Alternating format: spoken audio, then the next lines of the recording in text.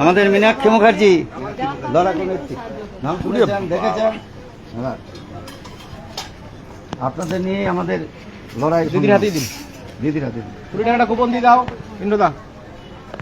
দাদা এই যে দিদি কুপনটা তোপা দিয়ে দাও, কুপনটা তোপা দিয়ে দাও দাদা। দিচ্ছি, আমি দিচ্ছি দাদা। মীনাক্ষী মুখার্জি, আমি তোমাকে আমাদের এখানে রাজ্য হচ্ছে, আমাদেরকে সহযোগিতা করুন। আমাদের 30 মিনিট প্রোগ্রাম আছে বড়। আর মিটিংটা 30 তারিখ। আরে বাবা, একজন বিজেপি কার্যকর্তা, মানে লক্ষ লক্ষ কার্যকর্তা রয়েছে সারা ভারতবর্ষে, লক্ষ লক্ষ কার্যকর্তা রয়েছে পশ্চিমবঙ্গে। সবার চরিত্রকে ঠিক করা তো আর আমাদের সম্মানীয় রাজ্য সভাপতি বা মুখ্যমন্ত্রীর নয়, সম্ভবও নয়।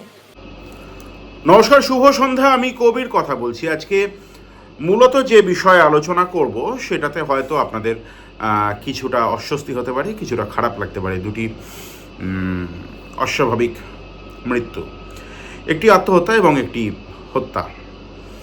বীরভূমের রামপুরহাটের 5 বারের বিধায়ক, প্রাক্তন বিধায়ক মাস্টারমশাই অধ্যাপনা থেকে রাজনীতিতে এসেছিলেন আশিস বন্দ্যোপাধ্যায়। তাঁর তৃণমূল পার্টি অফিস থেকে ঝুলন্ত দেহ উদ্ধার হয়েছে। অত্যন্ত বর্ণময় একজন চরিত্র, আমরা তাকে হারালাম। যে কোনো মৃত্যুই অত্যন্ত দুঃখের, সেটা যদি অসময়ের অস্বাভাবিক মৃত্যু হয় তাহলে তো বটেই। এখন বর্ণময় চরিত্র কেন বলছি, কারণ এমন একটি ঘটনা, তার ডেপুটি স্পিকার হয়েছিলেন তিনি যদিও তৃণমূল আমলে, কিন্তু খুব গুরুত্বপূর্ণ রাজ্যের রাজনীতিতে যে খুব গুরুত্বপূর্ণ কিছু ছাপ রেখে গিয়েছিলেন, খুব প্রভাব কিছু বিস্তার করতে পেরেছিলেন, তা পারেননি। কিন্তু একটি ঘটনা, অভূতপূর্ব ঘটনা, বিধানসভায় ভাঙচুর করা, সংবিধান হাতে নিয়ে বিধানসভায় ভাঙচুর করার যে ঘটনা, নক্কারজনক যে ঘটনা, অভূতপূর্ব যে ঘটনা, সেই ঘটনার সময় আমি দৃশ্য আপনাদেরকে দেখাবো, আপনাদের আরেকবার মনে করিয়ে দেবো। সেই দৃশ্য আপনাদের আশা করি মনে আছে, যদি না মনে থাকে তাহলে আরেকবার মনে করিয়ে দেবো। সেই ঘটনার সঙ্গে তিনি যুক্ত। তার মৃত্যুতে আমরা অবশ্যই দুঃখিত, এবং সেই নিয়ে স্বাভাবিকভাবেই এখন ওই তৃণমূল কংগ্রেসের মধ্যে যে দুটি ভাগ হয়েছে, ঋতব্রত এবং ঋত এবং মৃত তৃণমূল বলা হচ্ছে, আমি এই সমস্ত বলতে রাজি নই। কালীঘাট তৃণমূল আর ঋতব্রত তৃণমূল, তাদের মধ্যে কাদা ছোড়াছড়ি শুরু হয়েছে। আমি সে বিষয়ে যাব না, যথার্থ তদন্ত হোক, যদি কেউ দোষী হয়ে থাকেন তাহলে তার শাস্তি হোক। আরেকটি ঘটনা, বাঁকুড়ার ইন্দাসে আপনারা জানেন শেখ আব্দুল হাফিজ, সিজেপি কর্মী, তিনি স্কুল বাঁচাও আন্দোলনে যোগ দেওয়ার জন্য তার বাড়িতে প্রবল অত্যাচার করা হয়, বাড়িতে চড়াও হওয়া হয়। এই রাজনীতি, এই সংস্কৃতি তো গত 15 বছর ধরে রাজ্যে চলছিলই। এখন বিজেপিকে রাজ্যের মানুষ পলিটিক্যালি যতটা না সমর্থন করেছিলেন, তার থেকে বেশি চেয়েছিলেন, ভেবেছিলেন বিজেপি তৃণমূলের বিরুদ্ধে তুলনামূলকভাবে বিশ্বাসযোগ্য একটি শক্তিতেই তৃণমূলকে পরাজিত করে বিজেপিকে সরকারে আনলে হয়তো নিষ্কৃতি পাওয়া যাবে, কিন্তু না, বিজেপি কর্মীরা তার বাড়িতে চড়াও হন এবং ভয়ঙ্কর মারধর করেন। আজকে শেখ আব্দুল হাফিজের বাবা, তিনি মারধরের জন্য বর্ধমান মেডিকেল কলেজে তিনি প্রয়াত হন। এবং এ বিষয়ে একটি আপনাদেরকে দৃশ্য দেখিয়েছি, দেখাবো। অগ্নিমিত্রা পাল বিশিষ্ট ফ্যাশন ডিজাইনার, অধুনা মন্ত্রী, তিনি অবশ্যই খুব গুরুত্বপূর্ণভাবে বলেছেন, আমরা সাধুবাদ জানাই, যে পুলিশ রং দেখবে না, বিজেপি করেন বলেই সেই কর্মীরা তাদেরকে ছাড় দেওয়া হবে, যেমনটা তৃণমূল আমলে হতো তেমনটা নয়। পুলিশ আইন অনুযায়ী ব্যবস্থা নেবে, গ্রেফতারও করা হয়েছে, মুখ্যমন্ত্রীও জানিয়েছেন, অবশ্যই সাধুবাদযোগ্য। কিন্তু আরেকটি কথা বলেছেন যেটি আমার কাছে অত্যন্ত আপত্তিকর মনে হয়েছে, আপনারা জানাবেন আপনাদের কি মনে হচ্ছে। যে কোনো ব্যক্তি, লক্ষ লক্ষ কার্যকর্তা সারা দেশে বিজেপির রয়েছে, তাদের প্রত্যেকের চরিত্র সংশোধন ইত্যাদির দায়িত্ব তো বিজেপির নয়, তাই বিজেপি বলতে পারে না, তারা বিজেপির রাজ্য সভাপতি বা মুখ্যমন্ত্রী বা যে কোনো নেতা, তারা বলতে পারেন না যে কে কী করবে আইন অনুযায়ী। একটি দলের পক্ষ থেকে যদি, শীর্ষ জায়গা থেকে যদি এই ধরনের কথা বলে দেওয়া হয়, যে কোনো মানুষ তার চরিত্র ঠিক করার দায়, অবশ্যই সমস্ত কাজের দায় সেই দলকে দেওয়া যায় না, কিন্তু দলের পক্ষ থেকেও চেষ্টা অবশ্যই থাকা উচিত, বা এই ধরনের বার্তা কর্মীদের দেওয়া উচিত না যে আপনারা যা খুশি করতে পারেন, দলের দায় নয়। আমার মনে হয় ঈষৎ দায়িত্ব জ্ঞানহীন মন্তব্য করা হয়েছে মাননীয় ফ্যাশন ডিজাইনার অধুনা মন্ত্রী অগ্নিমিত্রা পাল মহাশয়া, তিনি আশা করি একটু ভাববেন। আমি সমালোচনা করার জন্য সমালোচনা করছি না, কিন্তু দলের অভিভাবক হিসেবে যদি তারা ভূমিকা না নেন তাহলে কিন্তু সেটা আগামী দিনে বিপদের সংকেত বয়ে আনবে। সিজেপি, এখন বিষয়টা বিজেপি না, সিজেপি না, সমাজবাদী পার্টি না, কংগ্রেস না, আইএসএফ নাকি তৃণমূল কংগ্রেস নাকি সিপিআইএম, তা নয়। বহুদলীয় গণতন্ত্রের পক্ষে শাসক দলের অন্য দলের কর্মীদেরকে হত্যা করা বা এই গুন্ডা দমন আইন, যদিও সেই আইন এখনও আইনে পরিণত হয়নি, বিল, এই ধরনের ভেন্ডিকটিভ অ্যাটিটিউড আমার মনে হয় এটা না থাকাটাই ভালো। আপনারা জানেন যে মনোরঞ্জন পাত্র, তালডাংরার প্রাক্তন বিধায়ক, তাদের বিরুদ্ধে খুনের মামলা রুজু করা হয়েছিল এবং লোয়ার কোর্ট থেকে যাবজ্জীবন কারাদণ্ডের আদেশ দেওয়া হয়েছিল। তিনি সহ আরও দুজনের বিরুদ্ধে মাননীয় হাইকোর্ট, কলকাতা হাইকোর্ট তারা বেকসুর খালাস করেছেন। এখন যদি এই ধরনের রাজনৈতিক প্রতিহিংসার রাজনীতি চলতেই থাকে, লাহেক আলী এখনও পর্যন্ত জেলবন্দি, আমরা লাহেক আলীর খবর আপনাদেরকে জানানোর অবশ্যই চেষ্টা করব, সামনেই শুনানি রয়েছে। সেটা খুব ভালো নজির হয় না, কারণ ক্ষমতা তো চিরস্থায়ী নয় সংসদীয় গণতন্ত্রে, এ তো রাজতন্ত্র নয়, বা রাজতন্ত্রও তো উচ্ছেদ হয়। এখন এরপরে যদি মানে if this government or the executives will be paid back by their own coins, সেটা কিন্তু খুব ভালো নজির হয়ে থাকবে না। এবার আসি একটু সিপিআইএমের খবরে। কল্যাণীতে আগামী 29 এবং 30 আগস্ট ঋত্বিক সদনে বিশেষ বর্ধিত অধিবেশন হতে চলেছে। মূল লক্ষ্য হলো রাজনৈতিক পর্যালোচনা করা অবশ্যই বিগত নির্বাচনের এবং আগামী পৌর নির্বাচনের রোড ম্যাপ, ব্লু প্রিন্ট সেটা ঠিক করা এবং যুব সমাজকে আরও বেশি করে এই যে জ্বলন্ত রাজনৈতিক ইস্যু, সেই ইস্যুগুলি তে যুব সমাজকে অ্যাক্টিভলি পার্টিসিপেট করিয়ে তাদেরকে পথে নামানো, আন্দোলনের গতিপথ ঠিক করা চিন্তন শিবির হবে এবং সেখানে সারা রাজ্যে সিপিআইএমের যারা রাজ্য কমিটির জেলা সম্পাদক মণ্ডলীর একদম শীর্ষস্থানীয় নেতৃত্ব তারা যোগ দেবেন এবং সেখানে প্রকাশ্য সমাবেশও হবে কল্যাণী রেলওয়ে স্টেশন সংলগ্ন অঞ্চলে এবং সেখানে বক্তব্য রাখবেন মোহাম্মদ সেলিম, সিপিএমের পলিট ব্যুরো মেম্বার এবং রাজ্য সম্পাদক, Meenakshi Mukherjee, M A baby থাকবেন সাধারণ সম্পাদক, আরও নেতৃত্বরা থাকবেন। এখন প্রশ্ন হচ্ছে, এই ধরনের রাজনৈতিক কর্মশালা করা এটা অত্যন্ত গুরুত্বপূর্ণ। একটি রাজনৈতিক দল তো তার নীতি আদর্শ, তার গঠনতন্ত্র, তার কর্মসূচি, তার এই ধরনের রাজনৈতিক কর্মশালা যদি না হয়, অধিবেশন যদি না হয়, তাহলে তার রোডম্যাপ যদি ঠিক না করতে হয়, তাহলে তাকে হিংসাশ্রয়ী রাজনীতিরই আশ্রয় নিতে হয়। আপনাদেরকে দেখাবো মোহাম্মদ সেলিম অত্যন্ত সুবক্তা, আমি অতীতেও আপনাদেরকে বলেছি, দেশের রাজনীতির অন্যতম গুরুত্বপূর্ণ একজন বক্তা, অত্যন্ত সুবক্তা, সুপণ্ডিত মানুষ, একাধিক ভাষায় অনর্গল বক্তৃতা দেন তিনি। তার বক্তব্যের একটি অংশ স্বাধীনতা দিবস সবে মাত্র গেল এবং সেই নিয়েও বিতর্কের শেষ নেই। জাতীয় পতাকার অবমাননা ইত্যাদি বিষয়ে আমি সেই বিষয়ে যদি নাও বাজাই, বিজেপি আপনারা দেখতে পাচ্ছেন যে সোশ্যাল মিডিয়ায় একটা কমিউনিস্টদের সম্পর্কে, বামপন্থীদের সম্পর্কে, দেশদ্রোহী, গাদ্দার ইত্যাদি খুব সস্তা কথা, অরাজনৈতিক কথা বা রাজনৈতিক কথা অরাজনৈতিক মোড়কে ছড়িয়ে দেওয়ার একটা চেষ্টা চালাচ্ছে। কিন্তু তাদের বিরুদ্ধে জনসংঘ বা আরএসএস তাদের বিরুদ্ধে ভয়ঙ্কর অভিযোগ তারা মুচলেখা দিয়েছিলেন। এবং সেটা ঐতিহাসিকভাবে সত্য, সেই তথ্য যদি আপনারা চান আমি দিতে পারি, আপনারাও দেখে নিতে পারেন। আপনারা যদি মার্সি পিটিশন দিয়ে সার্চ করেন গুগলে, তাহলেও আপনারা অনায়াসেই পাবেন। বিনায়ক দামোদর সাভারকর মার্সি পিটিশন দিয়ে এক্ষুনি যদি আমার কথা শোনার সময় সার্চ করেন, তাহলেই আপনারা দেখতে পাবেন সেই নিয়ে মোহাম্মদ সেলিমের কী বক্তব্য, সেটাও আপনারা শুনবেন। যারা প্রথমবার এই চ্যানেলে আসেন, আমি অনুরোধ করব আপনাদের কথা বলা হয় এই চ্যানেলে, যদি সম্ভব হয় সাবস্ক্রাইব করে একটু সঙ্গে থাকবেন, দৃশ্য দেখবেন।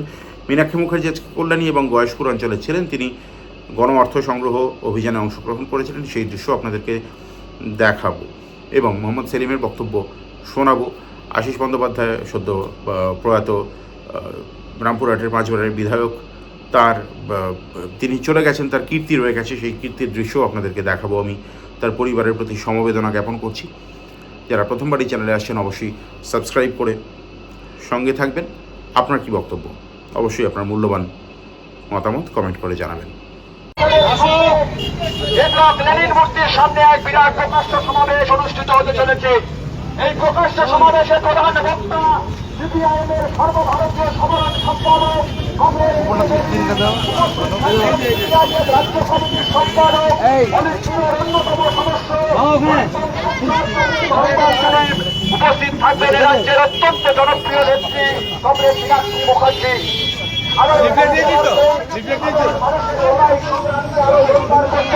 আমাদের কমরেডরা আপনাদের কাছে যাচ্ছে।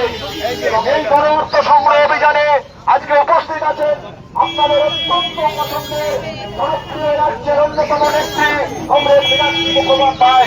উপস্থিত আছেন উপস্থিত আছেন সিপিআইএম রাজ্য কমিটির অন্যতম সদস্য প্রাক্তন এই এলাকার দুবারের নেতৃত্বরা।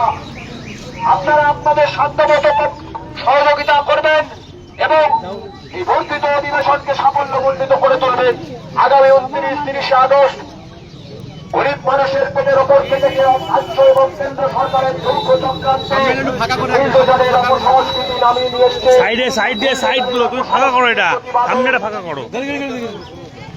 নিত্য প্রয়োজনীয় জিনিসের লাগামহীন মূল্যবৃদ্ধির প্রতিবাদে পেট্রোল ডিজেল সহ যে মূল্যবৃদ্ধি, সেই মূল্যবৃদ্ধির প্রতিবাদে আগামী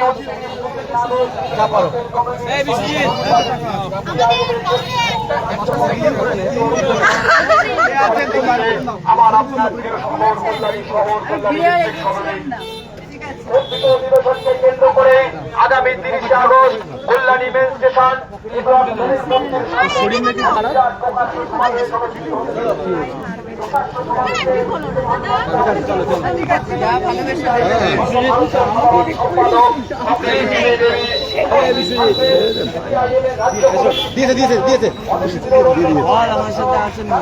আমাদেরকে অনুরোধ করছি সবাইকে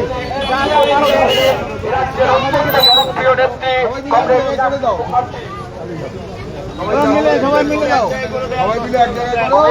অধিবেশনকে কেন্দ্র করে কিছু অর্থের প্রয়োজন। সাধারণ মানুষের অর্থে সাধারণ মানুষের লড়াই সংগ্রামকে আরো জোরদার করতে আমাদের কংগ্রেসরা আপনাদের কাছে যাচ্ছেন। আপনারা আপনাদের সাধ্যমতো সহযোগিতা করবেন এবং এই গণ অর্থ সংগ্রহ যে অভিযান,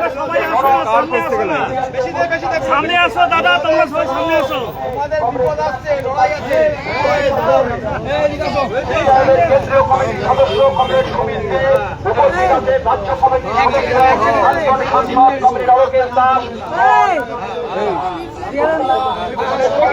সাভারকর লিখেছিলেন যে চিরকুটে মাফিনামায় যে আমি আজাদি এই শব্দটা আর ব্যবহার করব না, রত্নাগিরি জেলার বাইরে যাব না।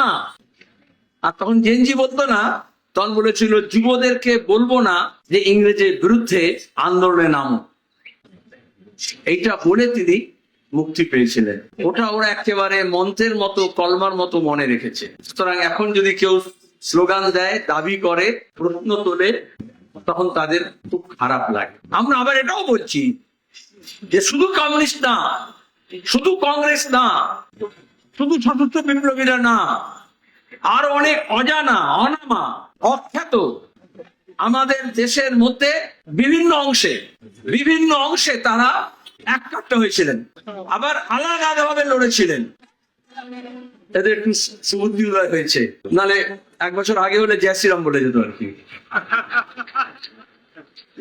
হয় এরকম বুদ্ধি উদয় হয়, জব লাল লাল লহরায়েগা হোশ ঠিকানে আয়েগা। আমি তো থেকে বলি, আমি এটাই বলতে যাচ্ছিলাম। যখন ফাঁসির মঞ্চে জয়গান গেয়ে গেলেন, তখন কোনদিন শুনেছেন যে জয় শ্রীরাম বলে কেউ ফাঁসিতে গেছে, জেলে গেছে, হয় ইনকলাব জিন্দাবাদ বলেছে বা বন্দে মাতরম বলেছে? তখন যারা হিন্দু এবং মুসলমান সাম্প্রদায়িক, এমনকি হিন্দু যারা আজকে যারা এদের পূর্বসূরি আরএসএস এর বা আরএসএস বা হিন্দু মহাসভা, তারাও কিন্তু জয় শ্রীরাম স্লোগান দিত না, তারা বলতো হর হর মহাদেব। আর যারা মুসলমান মৌলবাদী সাম্প্রদায়িক, তারা বলতো নারে তাকবীর আল্লাহু আকবার, ধর্মের নামে। যারা স্বাধীনতা সংগ্রামী ছিলেন, যারা লড়েছেন, আন্দোলন করেছেন, মাঠে নেমেছেন, তাদের দুটো স্লোগান ছিল, হয় বন্দে মাতরম জাতীয়তাবাদী, আর একটা হচ্ছে একজন বিজেপি কার্যকর্তা, মানে লক্ষ লক্ষ কার্যকর্তা রয়েছে সারা ভারতবর্ষে, লক্ষ লক্ষ কার্যকর্তা রয়েছে পশ্চিমবঙ্গে। সবার চরিত্রকে ঠিক করা তো আর আমাদের সম্মানীয় রাজ্য সভাপতি বা মুখ্যমন্ত্রীর নয়, সম্ভবও নয়। সুতরাং কেউ যদি এই ধরনের কাজ করে থাকে, তার উপর অ্যাকশন হবে। সে তো আর বিজেপি করে বলে, বিজেপির কর্মী বলে তো তাকে পুলিশ ছেড়ে দেবে না। একটা অন্য যে কোনো ক্রিমিনালকে যেভাবে দেখা হয়, তাকেও সেইভাবেই দেখা হবে। ট্যাগটা চলে এলো সে বিজেপির কার্যকর্তা। বিজেপি এগুলোকে মানে আর তোলাবাজি করুন আর খুন করুন, সে যত সমালোচনাই আমরা করি, আপনাকে কেউ খুন করার অধিকার দেয়নি। জুতো মারারই অধিকার আপনাকে কেউ দেয়নি, তো খুন করার অধিকার তো দূরের কথা। এগুলো আমরা বরদাস্ত করব না, একদম মানে স্ট্রিক্ট অ্যাকশন হবে। আমরা তৃণমূল নই যে তৃণমূলের ক্যাডারদের ঝান্ডা হাতে নিলেই সে রেপ করুক, খুন করুক, মোলেস্ট করুক সব মাপ হয়ে যেত। এটা বিজেপি পার্টি।